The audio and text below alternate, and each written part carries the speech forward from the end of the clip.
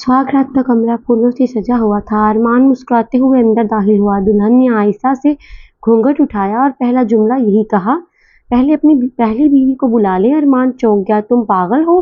दुल्हन ने सिर्फ सुकून से जवाब दिया, नहीं, क्योंकि आज की रात सच सिर्फ इसके सामने बोलूंगी। अरमान के चेहरे का रंग उड़ गया। इसी लम्हे बाहर से दरवाजा खुला और पहली बीवी अंदर आ गई। इसे देखते ही दुल्हन मुस्कुराई, आखिरकार हम दोबारा मिल ही गए। कमरे में खामोशी छा गई। अरमान की पहली बीवी ज़ारा हैरत से दुल्हन को देख रही थी। तुम मुझे जानती हो? दुल्हन ने हल्की सी मुस्कुराहट के साथ जवाब दिया, बहुत अच्छी तरह। अरमान गुस्से से बोला, ये सब क्या ड्रामा है?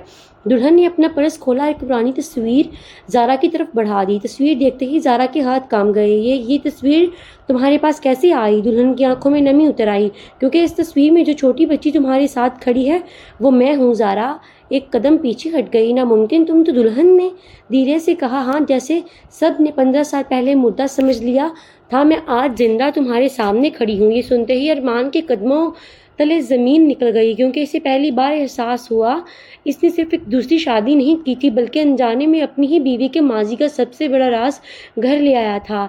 कमरे में किसी की हिम्मत नहीं हो रही थी कि एक लफ्ज़ भी बोले। ज़रा की नज़रें बार बार इस लड़के की चेहरे की तरफ जा रही थी। फिर अचानक वो इसके करीब आई और कांपती आवाज़ में बोली, तुम्हारा नाम? लड़की की आंखें नम हो गई, आहिस्ता से बोली, आयशा। ये सुनते ही ज़ारा की चीख निकल गई। इसने फ़ौरन इसे गले से लगा लिया। आयशा, मेरी बहन, तुम वाकई जिंदा हो? अरमान हैरत से दोनों को देखता रह गया। वो कुछ नहीं समझ पा रहा था। चंद लम्हों बाद ज़ारा ने आंसू पोंछे और पूछा, तुम इतने साल कहाँ थी? आयशा की मुस्कुराहट गायब हो गई। इसने धीरे से जवाब दिया, जिस रात मैं गायब हुई थी मुझे किसी हादसे ने नहीं, किसी इंसान ने अगवा किया था। अरमान चौंक कर खड़ा हो गया। कौन? आयशा ने नजरें उठाई और एक एक लफ्ज पर जोर देते हुए बोली, जिस शख्स ने मेरा अगवा किया था वो आज भी इसी शहर में रहता है और तुम दोनों इसे बहुत अच्छी तरह जानते हो। अरमान और ज़ारा एक दूसरे को देखने लगे। दोनों के जहन में एक ही सवाल था, वो कौन हो सकता है? आयशा ने गहरा सांस लिया और आहिस्ता से बोली, 15 साल पहले मुझे एक बड़ी गाड़ी में ज़बरदस्ती बिठाया गया। मैं बहुत रोई, बहुत चीखी, मगर किसी ने मेरी आवाज़ नहीं सुनी। ज़ारा की आंखों से आंसू बहने लगे। फिर क्या हुआ आयशा? आयशा ने जवाब दिया, मुझे दूसरे शहर ले जाया गया, मेरा नाम बदल दिया गया और सबको बताया गया कि मैं इनकी बेटी हूँ। अरमान ने बेचैनी से पूछा, फिर तुम वापस कैसे आई? आयशा ने पर्स से एक पुराना लॉकेट निकाला। ये लॉकेट हमेशा मेरे पास था, इस पर मेरा असल नाम लिखा था। कुछ माह पहले एक बुजुर्ग ने यह देखा और कहा, सच जानने में मेरी मदद की। ज़ारा ने कांपते हाथों से लॉकेट पकड़ लिया। ये तो अम्मी ने तुम्हें सालगिरह पर दिया था। आयशा ने खामोशी से सर हिलाया। अरमान अभी तक हैरान था, मगर अगला जुमला सुनकर इसका दिल धड़कना भूल गया। आयशा ने सीधा इसकी तरफ देखा और बोली, जिस शख्स ने मेरा अगवा किया था वो कोई अजनबी नहीं था, वो तुम्हारा अपना चचा था। अरमान के हाथ से पानी का गिलास गिर गया। नामुमकिन, मेरे चचा ऐसा कभी नहीं कर सकते। आयशा ने सुकून से कहा, मैं भी यही समझती रही, मगर सच कभी नहीं बदलता। ज़ारा ने फौरन पूछा, तुम्हारे पास कोई सबूत है? आयशा ने अपने बैग से एक पुराना मोबाइल निकाला। इसमें एक वीडियो थी। वीडियो चलते ही कमरे में खामोशी छा गई। स्क्रीन पर अरमान के चचा एक आदमी से कह रहे थे, इस बच्ची को आज के बाद कोई नहीं ढूंढ पाएगा। वीडियो खत्म होते ही ज़ारा के आंसू रुकने का नाम नहीं ले रहे थे। अरमान दीवार का सहारा लेकर खड़ा हो गया।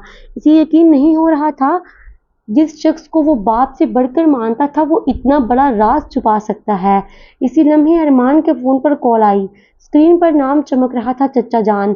आयशा ने फ़ोन की तरफ देखा और धीरे से बोली, फ़ोन उठाओ और कुछ भी मत जाहिर होने देना, क्योंकि इन्हें अभी तक नहीं मालूम कि मैं ज़िंदा वापस आ चुकी हूँ। अरमान ने खुद को संभाला और कॉल रिसीव कर ली। अस्सलाम वालेकुम चचा जान। दूसरी तरफ से हंसते हुए आवाज़ आई, वालेकुम अस्सलाम बेटा, सुहाग रात मुबारक हो। सब ठीक है ना? अरमान ने आयशा की तरफ देखा, वो खामोशी से सर हिला रही थी। अरमान ने खुद को नॉर्मल जाहिर करते हुए कहा, ये सब ठीक है चचा जान। चचा जान बोले, अच्छा, कल सुबह तुम दोनों मेरे घर नाश्ते पर आ जाना, एक ज़रूरी बात भी करनी है। कॉल ख़त्म होते ही कमरे में खामोशी छा गई। सारा ने फ़ौरन कहा, हम वहाँ नहीं जाएंगे, ये ख़तरनाक है। मगर आयशा ने इनकार में सर हिलाया, नहीं, हम ज़रूर जाएंगे। अरमान ने हैरत से पूछा, क्यों? आयशा ने आहिस्ता से कहा, क्योंकि 15 साल से वो समझ रहा है कि मैं मर चुकी हूँ। अब वक्त आ गया है कि वो अपनी आंखों से मुझे जिंदा देखे। ज़ारा परेशान से होती हुई बोली, अगर इसने तुम्हें नुकसान पहुंचाने की कोशिश की तो? आयशा ने पर्स से एक और लिफाफा निकाला और मेरे मिस पर रख दिया। अगर मेरे साथ कुछ भी हुआ तो ये लिफाफा सीधा पुलिस तक पहुंच जाएगा। ارمان نے لفافہ کھولا، اندر ایسی تصویر اور دستاویزات تھی جنہیں دیکھ کر اس کے ہاتھ کانپنے لگے۔ اس نے بے اختیار کہا، یہ تو صرف اغوا نہیں، چچا جان نے اس رات ایک قتل بھی کیا تھا اور کل صبح شاید وہ سچ ہمیشہ کے لیے سامنے آنے والا تھا۔ اگلی صبح تینوں وقت پر ارمان کے چچا کی حویلی پہنچ گئے۔ چچا جان نے دروازہ پر ہی ارمان کو گلے لگا لیا۔ آؤ بیٹا، بہت انتظار کروایا۔ پھر ان کی نظر نئی دلہن پر پڑی۔ وہ چند لمحے کے لیے خاموش رہی، پھر مسکرا کر بولے، بیٹے گھونگھٹ تو اٹھاؤ۔ عائشہ نے آہستہ آہستہ گھونگھٹ ہٹا دیا۔ چچا جان کے چہرے کا رنگ ایک ہی لمحے میں اڑ گیا۔ ان کے ہاتھ سے چائے کا کپ گر کر ٹوٹ گیا۔ یہ ممکن نہیں، عائشہ نے ہلکی سی مسکراہٹ کے ساتھ کہا، کیوں پہچانا نہیں مجھے؟ چچا جان ایک قدم پیچھے ہٹ گئے۔ تم تو مر چکی تھی۔ یہ سنتے ہی پورا حال خاموش ہو گیا۔ ارمان نے پہلی بار غصے سے اپنی چچا جان کی طرف دیکھا۔ آپ کو کیسے معلوم کہ یہ مر چکی تھی؟ چچا جان فوراً سنبھل گئے۔ میرا مطلب، مجھے تو سب نے یہی بتایا تھا کہ عائشہ نے اپنے بیگ سے وہی پرانا لاکٹ نکالا اور ان کے سامنے رکھ دیا۔ پھر دھیرے سے جھوٹ بولتے وقت انسان کی آنکھیں ساتھ نہیں دیتی۔ چچا جان کی پریشانی پر پسینہ آ گیا۔ اسی لمحے باہر پولیس کی گاڑی آ کر رکی، دروازہ کھلا اور اندر چند افسر داخل ہوئے۔ انسپکٹر نے سیدھا چچا جان کی طرف دیکھ کر کہا، آپ کے خلاف 15 سال پرانے اغوا اور قتل کے مقدمے میں وارنٹ جاری ہو چکا ہے۔ پورے حال میں سناٹا چھا گیا۔ پولیس کے آفیسر جیسے ہی آگے بڑھے، چچا جان اچانک زور زور سے ہنسنے لگے۔ انسپکٹر حیران رہ گیا۔ چچا جان نے پرسکون لہجے میں کہا، مجھے گرفتار کرنے آئے ہو، پہلے ثبوت تو دیکھ لو۔ انہوں نے اپنی جیب سے ایک لفافہ نکالا اور میز پر رکھ دیا۔ انسپکٹر نے کاغذات دیکھے۔ چند لمحوں بعد اس کا چہرہ بدل گیا۔ سر، یہ تو عدالت کا حکم ہے، کیس 15 سال پہلے ہی بند ہو چکا ہے۔ ذرا بے اختیار بول اٹھی، یہ کیسے ہو سکتا ہے؟ عائشہ نے لفافہ چھین کر دیکھا، اس کے ہاتھ کانپنے لگے۔ تمام گواہوں کے بیانات بدل دیے گئے تھے اور اصل فائل بھی غائب تھی۔ چچا جان مسکراتے ہوئے اپنی کرسی پر بیٹھ گئے۔ میں نے کہا تھا نا، اتنے سال میں نے صرف کاروبار نہیں کیا، بہت کچھ سنبھالا بھی ہے۔ ارمان غصے سے ان کے سامنے آ کر کھڑا ہو گیا۔ آپ نے یہ سب کیوں کیا؟ چچا جان نے پہلی بار سچ بولنا شروع کیا، کیونکہ تمہارے دادا اپنی ساری جائیداد اس بچی کے نام کرنا چاہتے تھے اور مجھے یہ ہرگز منظور نہیں تھا۔ اس لیے میں نے ایک بچی کو راستے سے ہٹا دیا اور ایک بے گناہ آدمی کو قتل کے الزام میں جیل بھجوا دیا۔ یہ سنتے ہی برا حال ساکت رہ گیا، مگر اگلے ہی لمحے دروازہ دوبارہ کھلا اور ایک سفید بالوں والا بزرگ اندر داخل ہوا۔ اسے دیکھتے ہی چچا جان کے چہرے کا رنگ اڑ گیا۔ بزرگ نے آہستہ سے کہا، جھوٹ زیادہ دیر تک زندہ نہیں رہتا، کیونکہ جس آدمی کو تم نے مردہ سمجھا تھا وہ آج زندہ گواہی دینے واپس آ گیا ہے۔ پورا حال اس بزرگ کو دیکھ کر حیران رہ گیا۔ چچا جان کی آواز لڑکھڑا گئی، نہیں، یہ ناممکن ہے، تم زندہ کیسے ہو سکتے ہو؟ بزرگ آہستہ آہستہ ان کے قریب آئے اور بولے، جس آدمی کو تم نے قتل سمجھا تھا وہ صرف زخمی ہوا تھا۔ میں برسوں علاج کرواتا رہا، مگر تمہیں سزا دلانے کے لیے صحیح وقت کا انتظار کر رہا تھا۔ انسپکٹر فوراً ان کے پاس آیا۔ آپ کے پاس کوئی ثبوت ہے؟ بزرگ نے اپنی جیب سے ایک پرانی ڈائری نکالی، پھر ایک میموری کارڈ میز پر رکھ دیا، اور یہ وہ ریکارڈنگ ہے جس دن اس نے عائشہ کو اغوا کیا اور مجھے مارنے کی کوشش کی۔ ویڈیو چلتے ہی چچا جان کی آواز سنائی دی، اس بچے کو ختم کر دو اور اس آدمی کو بھی زندہ نہ چھوڑنا۔ حال میں موجود ہر شخص ساکت رہ گیا۔ چچا جان کے چہرے میں سے سارا غرور غائب ہو چکا تھا۔ وہ دروازے کی طرف بھاگے، مگر پولیس نے چند قدم بعد ہی انہیں پکڑ لیا۔ ہتھکڑیاں لگاتے وقت انسپکٹر نے کہا، 15 سال تک قانون سے بھاگتے رہے، اب نہیں۔ عائشہ نے زہرا کا ہاتھ مضبوطی سے تھام لیا۔ اس کی آنکھوں میں آنسو تھے، مگر اس بار یہ خوشی کے آنسو تھے۔ ارمان نے پہلی بار سکون کا سانس لیا۔ اسے لگا برسوں بعد اس خاندان پر چھایا اندھیرا ختم ہونے والا ہے۔ مگر پولیس جب چچا جان کو لے جا رہی تھی، انہوں نے مڑ کر صرف ایک جملہ کہا، تم لوگوں کو ابھی اس دشمن کے بارے میں کچھ معلوم نہیں۔ پورے گھر میں خاموشی چھا گئی۔ چچا جان کو پولیس لے جا چکی تھی، مگر ان کا آخری جملہ سب کے ذہن میں گونج رہا تھا، اصل دشمن ابھی باقی ہے۔ ارمان نے بے چینی سے انسپکٹر سے پوچھا، اس کا مطلب کیا ہے؟ انسپکٹر نے سنجیدگی سے جواب دیا، یہ ہمیں بھی معلوم نہیں ہے، مگر وہ جاتے جاتے ایک نام بار بار لے رہا تھا، ملک عائشہ۔ ملک عائشہ چونک گئی، یہ نام میں نے بھی سنا تھا۔ ذرا فوراً اس کی طرف مڑی۔ کہاں؟ عائشہ نے آہستہ سے کہا، جب مجھے اغوا کر کے فارم ہاؤس میں رکھا گیا تھا، تب وہ لوگ ہر حکم پر کہتے تھے مالک نے کہا ہے، مگر میں نے کبھی اس کا چہرہ نہیں دیکھا۔ اسی لمحے ایک کانسٹیبل تیزی سے اندر آیا۔ سر، چچا جان کی گاڑی کی تلاشی میں یہ ملا ہے۔ اس نے ایک بند لفافہ انسپکٹر کو دیا۔ لفافہ کھولا گیا، اندر صرف ایک تصویر تھی۔ تصویر میں 5 آدمی کھڑے تھے، ان میں سے ایک چچا جان تھے اور درمیان میں کھڑا شخص جس کا چہرہ سیاہی سے مٹا دیا گیا تھا۔ تصویر کے پیچھے صرف ایک جملہ لکھا تھا، اگر میں پکڑا جاؤں تو مالک سب کو ختم کر دے گا۔ یہ پڑھتے ہی عائشہ کے ہاتھ کانپنے لگے، کیونکہ اسے اچانک وہ آواز یاد آ گئی جو 15 سال پہلے ہر رات اس کے کانوں میں گونجتی تھی، اور وہ دھیرے سے بولی، میں اس آواز کو کبھی نہیں بھول سکتی، اگر وہ ایک بار بھی میرے سامنے آئے تو میں اسے پہچان لوں گی۔ عائشہ پوری رات سو نہ سکی، بار بار وہی آواز اس کے کانوں میں گونج رہی تھی، مالک آ رہا ہے، سب تیار رہو۔ صبح ہوتے ہی انسپکٹر کا فون آیا، ارمان ہم نے چچا جان سے پوچھ گچھ کی ہے، مگر وہ ایک ہی بات کہہ رہا ہے، اگر میں نے منہ کھولا تو سب مارے جائیں گے۔ ارمان نے فوراً پوچھا، کیا ہم اس سے مل سکتے ہیں؟ انسپکٹر نے اجازت دے دی۔ چند گھنٹوں بعد ارمان، زارا اور عائشہ جیل پہنچ گئے۔ چچا جان کو ہتھ کڑیوں میں لایا گیا۔ پہلے جیسا غرور اب ان کے چہرے پر نہیں تھا۔ عائشہ نے سیدھا سے سوال کیا، مالک کون ہے؟ چچا جان خاموش رہے۔ ارمان غصے سے بولا، آپ بھی اسے بچاؤ گے؟ چچا جان نے دھیرے سے سر اٹھایا اور پہلی بار ان کی آنکھوں میں خوف تھا۔ تم سمجھتی نہیں میں اس کا آدمی تھا؟ مالک کبھی سامنے نہیں آتا، وہ صرف حکم دیتا ہے اور لوگ مر جاتے ہیں۔ عائشہ نے پرس سے وہ پرانی تصویر نکالی اور ان کے سامنے رکھ دی۔ یہ آدمی کون ہے؟ چچا جان تصویر دیکھ کر کانپ گئے، پھر عائشہ سے بولے، اگر تم اسے ڈھونڈنا چاہتے ہو تو پرانے شوگر مل جاؤ، وہیں سے سب کچھ شروع ہوا تھا۔ اتنے میں اچانک جیل کی لائٹ چلی گئی، ہر طرف اندھیرا چھا گیا۔ صرف چند سیکنڈ بعد فائرنگ کی آواز گونجنے لگی۔ واپس آئی تو چچا جان کی کرسی پر جھکے ہوئے تھے، ان کے سینے سے خون بہہ رہا تھا۔ مرنے سے پہلے انہوں نے صرف ایک لفظ کہا تھا، شوگر مل، اور عائشہ کے لیے خاموش ہو گیا۔ ارمان نے مڑ کر دیکھا، جیل کی کھڑکی کھلی ہوئی تھی اور قاتل کہیں غائب ہو چکا تھا۔ اب کھیل ختم ہونے والا تھا، ہونے سے پہلے ہی زیادہ خطرناک ہو چکا تھا۔ چچا جان کی موت کے بعد جیل میں ہر طرف افراتفری مچ گئی۔ انسپکٹر نے فوراً دروازے بند کر دو، مگر قاتل فرار ہو چکا تھا۔ ارمان نے غصے سے دیوار پر مکہ مارا، ہم پھر دیر کر گئے۔ عائشہ خاموش کھڑی تھی، اس کی نظریں صرف ایک چیز پر تھیں۔ چچا جان کے ہاتھ میں ایک مڑا ہوا کاغذ تھا۔ اس نے آہستہ سے وہ کاغذ نکالا، اس پر صرف ایک پتہ لکھا تھا، پرانی شوگر مل، نمبر 7۔ اسی شام تینوں نے انسپکٹر کے ساتھ شوگر مل پہنچ گئے۔ مل برسوں سے بند پڑی تھی، ہر طرف گرد ٹوٹے ہوئے دروازے اور خوفناک خاموشی۔ عائشہ آہستہ آہستہ اندر بڑھنے لگی، اچانک وہ رک گئی۔ یہی جگہ ہے، میں یہاں رہ چکی ہوں۔ زارا نے فوراً اس کا ہاتھ تھام لیا، ڈرو مت، ہم سب ساتھ مل کر۔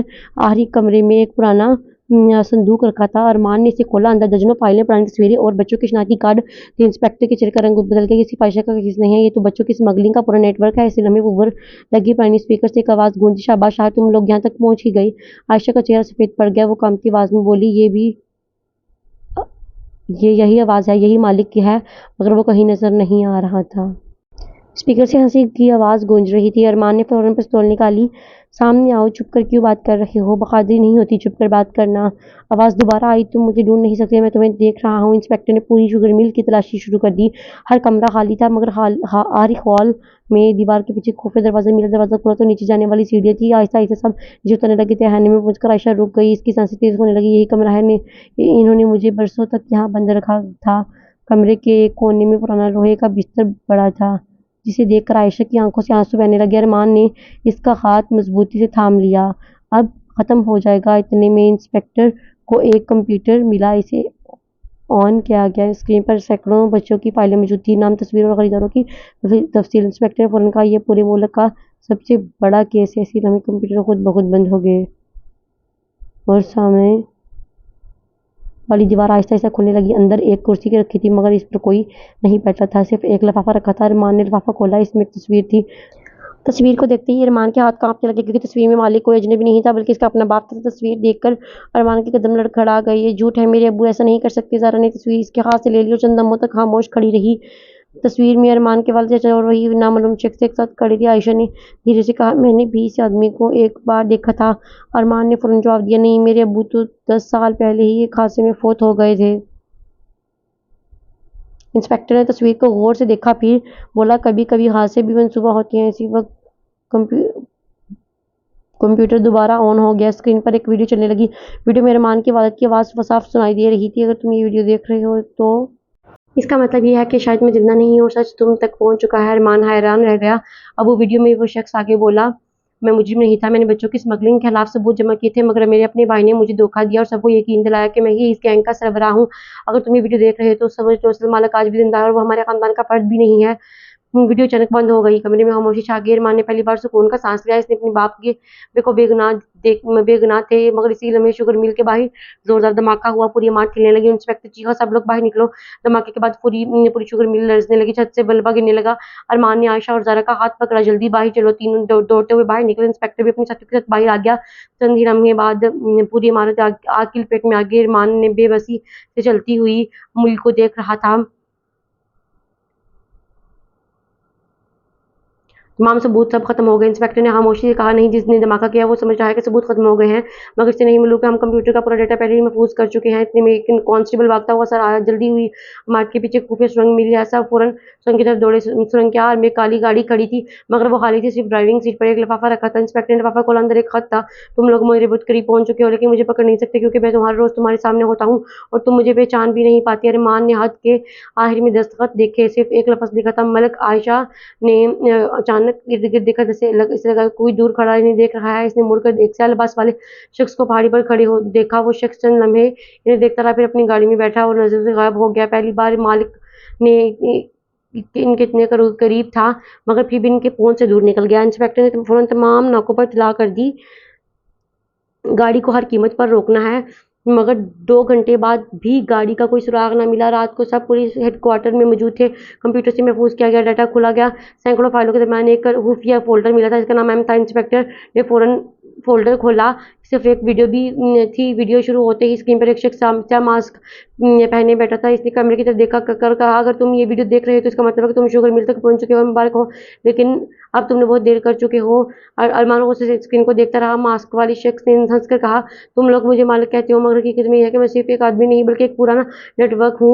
मेरे एक आदमी के पकड़े जाने से कुछ नहीं बदलता, क्योंकि मेरी जगह लेने वाले दर्जनों लोग मौजूद हैं। वीडियो खत्म होते ही होने वाली थी कि आयशा अचानक चीख उठी, को वीडियो वापस करो। सबने हैरत से इसकी तरफ देखा। आयशा ने स्क्रीन के कोने की तरफ इशारा किया, वहां शीशे में किसी का अक्स नजर आ रहा था। इंस्पेक्टर ने तस्वीर जूम की चला था, मगर एक चीज साफ दिखाई दे रही थी कि इस शख्स के हाथ में एक खास किस्म की अंगूठी थी। आयशा कांपती आवाज में बोली, ये अंगूठी मैंने पहले भी देखी है और ये किसी मुजरिम की नहीं थी, बल्कि एक ऐसे शख्स की थी के हाथ में थी जिस पर हम सबको ज्यादा भरोसा था।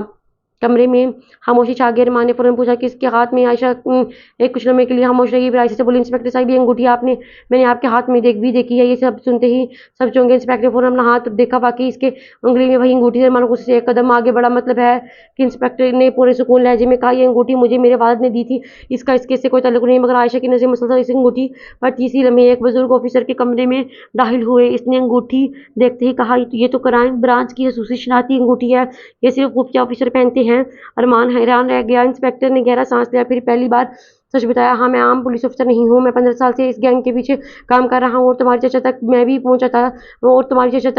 पहुंचा था। आयशा ने सुकून का सांस लिया, यानी आप मालिक नहीं? इंस्पेक्टर ने सर लाया, नहीं, मगर मैं जानता हूँ मालिक कौन है। अरमान ने बेख्तियार आगे बढ़ा, कौन है वो? इंस्पेक्टर ने मेज पर एक तस्वीर रख दी। तस्वीर देखते अरमान और ज़ारा की चेहरे सफेद पड़ गए, क्योंकि मैं तस्वीर में मौजूद शख्स वही था जो गुज़श्ता 15 साल से इनका खानदान का वकील था। अरमान ने तस्वीर उठाई, इसके हाथ कांप रहे थे। नामुमकिन वकील नहीं अंकल, वो तो बरसों से हमारे खानदान के लिए काम कर रहे हैं, वो हमारे साथ। इंस्पेक्टर ने संजीदगी से कहा, इसलिए कोई इन पर शक नहीं कर सका। वो वसीयत पर जायदाद खुफिया दस्तावेज़ात तक पहुंच रखते थे। आयशा ने अचानक याद करते हुए कहा, मुझे एक बात याद आ गई, मुझे कैद रखा था कि सब लोग एक दूसरे को नाम से पुकारते थे, मगर सिर्फ एक शख्स को वकील साहब कहकर बुलाते थे। अरमान की मोटी बेंच गई। अगर वही मालिक होते तो इसे भी गिरफ्तार करते हैं। इंस्पेक्टर ने सर ला दिया, देर हो चुकी है, हम पहले इसके घर जा चुके हैं, वो 2 घंटे पहले मुल्क छोड़ चुका है। ज़ारा ने बेचैनी से पूछा। फिर अब इंस्पेक्टर ने मेज पर एक नक्शा फैला दिया। इसकी आरी लोकेशन बंदरगाह के करीब मिली है। अगर वो जहाज पर सवार हो गया तो शायद कभी ना मिले। अरमान ने बगैर एक लम्हा ज़ाया किया गाड़ी की चाबी उठाई। वो बच कर नहीं जाएगा। चंद ही मिनटों बाद तेज रफ्तार से बंदरगाह की तरफ रवाना होते हुए 2 समंदर के किनारे एक सफ़ेद यॉट रवानगी के लिए तैयार खड़ी थी और इसके डेक पर वकील नईम खड़ा मुस्कुरा रहा था, जैसे ही इसे पहले ही मालूम था कि वो लोग आने वाले हैं। अरमान ने गाड़ी रोकते ही यार्ड की तरफ दौड़ लगा दी।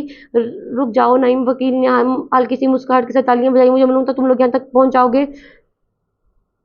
इंस्पेक्टर ने बंदूक सीधी की। इसकी तरफ देखकर, नईम, तुम चारों तरफ से घेरे जा चुके हो, हथियार डाल दो।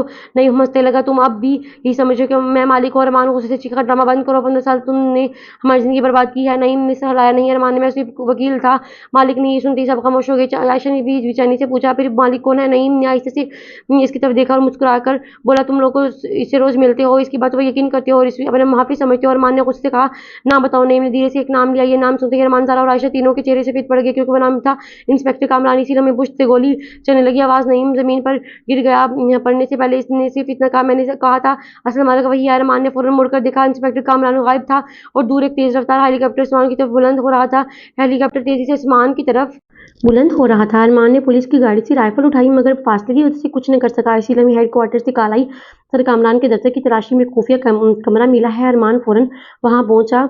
कमरे में दीवार पर भर कर तस्वीरें लगी थी। हर गवाह, हर कत्ल, हर मंसूबा का रिकॉर्ड मौजूद था। दरमियान में एक वीडियो चल रही थी। कामरान की आवाज़ गूंजी गई, तुम वीडियो देख रहे हो तो शायद मैं इस मुल्क से जा चुका हूँ। 15 साल तक मैंने कानून का लिबास पहनकर जुर्म किया। सबको लगता है मैं इंसाफ कर रहा हूँ, जबकि मैं हर सबूत मिटाता रहा। तुम्हारे चचा नईम और बाकी सब मेरे सामने मरे थे। असल मालिक हमेशा मैं ही था। वीडियो खत्म होते ही एक और पुलिस ऑफिसर अंदर दाखिल हुआ। सर, खबर मिल गई है, कामरान का हेलीकॉप्टर सरहद पार करने से पहले ही फौज ने रोक लिया है। इसने भागने की कोशिश की मगर मुकाबले में मारा गया। चंद माह बाद अदालत ने बच्चों की स्मगलिंग के पूरे नेटवर्क को खत्म करने का फैसला सुनाया। तमाम मुतासरा बच्चों को इनके खानदानों से मिलाया गया। आयशा ने बरसों से बाद सुकून का सांस ली। रज़ारा ने अपनी बहन को दोबारा कभी खुद से दूर न होने देने का वादा किया और मान ने अपनी वालिद के नाम से एक फाउंडेशन कायम की जो लापता बच्चों को इनके घर तक पहुंचाने का काम करने लगी। 15 साल पुराना अंधेरा आखिरकार खत्म हो चुका था और इसके खानदान को वो सुकून मिल गया जिसका वो बरसों से इंतजार कर रहे थे। कहानी यहाँ खत्म होती है। अगर आपको कहानी पसंद आई है तो चैनल को लाइक कीजिएगा, सब्सक्राइब कीजिएगा और शेयर करना ना भूलिएगा। थैंक्स फॉर वॉचिंग एंड अल्लाह हाफिज़।